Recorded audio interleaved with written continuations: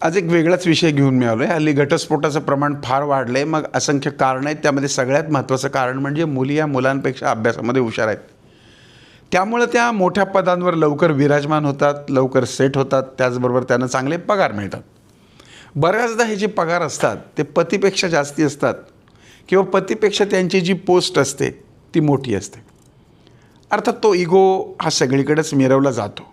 मी म्हणत नाही की सगळ्याच माझ्या भगिनी तशा असतात, परंतु काही स्त्रिया आपल्या पतीला यामुळं कदाचित पाण्यात पाहतात.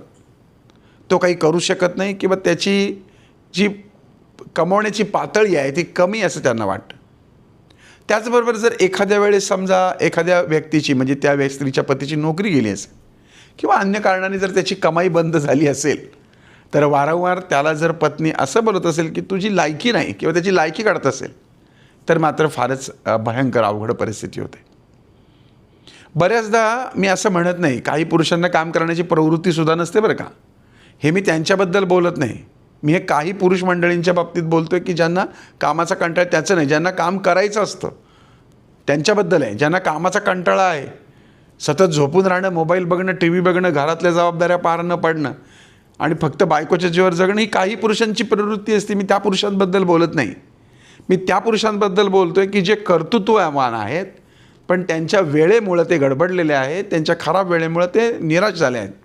त्यामुळे ज्या पुरुषांकडे स्वाभिमान आहे अशा पुरुषांना नैराश्य येतं आणि खूप अवघड होतं आणि मग शेवटी संसार तुटण्यापर्यंत येतो किंवा त्या स्त्रीला एखादा तेवढ्याच ताकदीचा कर्तृत्ववान पुरुष सापडतो आणि या पुरुषाला देखील समजून घेणारी एखादी स्त्री सापडते आणि मग याच्यातूनच एक्स्ट्रा मॅरिटल अफेअरच्या भानगडी चालू होतात आणि मग सगळ्या संसाराचा विध्वंस व्हायला सुरुवात होते. विचार करताना मुलीच्या आईवडिलांनी मुलींनी देखील याचा विचार करायला हवा. समजा पतीवरती वाईट वेळ आली असेल किंवा त्याची कमाई कमी झाली असेल, तो पदांनी धनांनी कमी असेल, तर त्याला तशी जाणीव करून देऊ नये. कारण तुम्ही दोघेही एकमेकांचे आहात आणि सगळ्यात महत्त्वाचं म्हणजे जर तुम्हाला लेकरू बाळा असतील तर त्याच्यावरती त्याचा खूप वाईट परिणाम होतो. अशाच विषयावरती पूर्वी एक अभिमान नावाचा चित्रपट देखील येऊन गेला होता. सांसारिक जीवनामध्ये इगो, पैसा, नाती, सासर, माहेर, बाहेरच्या भानगडी, ह्या सगळ्या गोष्टी अत्यंत महत्त्वाच्या असतात. या सगळ्या गोष्टींना व्यवस्थितपणे बॅलन्स करता येईल ना, त्याचा संसार अतिशय उत्तम होतो. आणि अर्थात दोन्हीकडून तेवढीच जबाबदारी उचलायला हवी.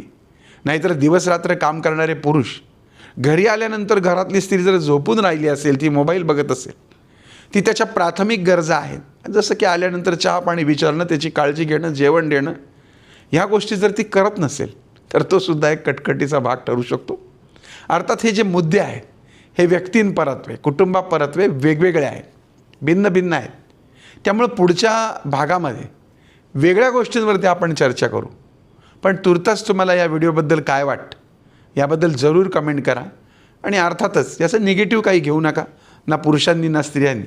मला फक्त एकच म्हणायचं आहे की कोणत्याही कारणाने संसाराची जी वाट लागते बऱ्याच मंडळींच्या, कारण मी दिवसभर हेच काम करतो, त्यामुळे हल्ली घटस्फोटांचं प्रमाण ह्या इगोमुळं फारच वाढत चाललेलं आहे.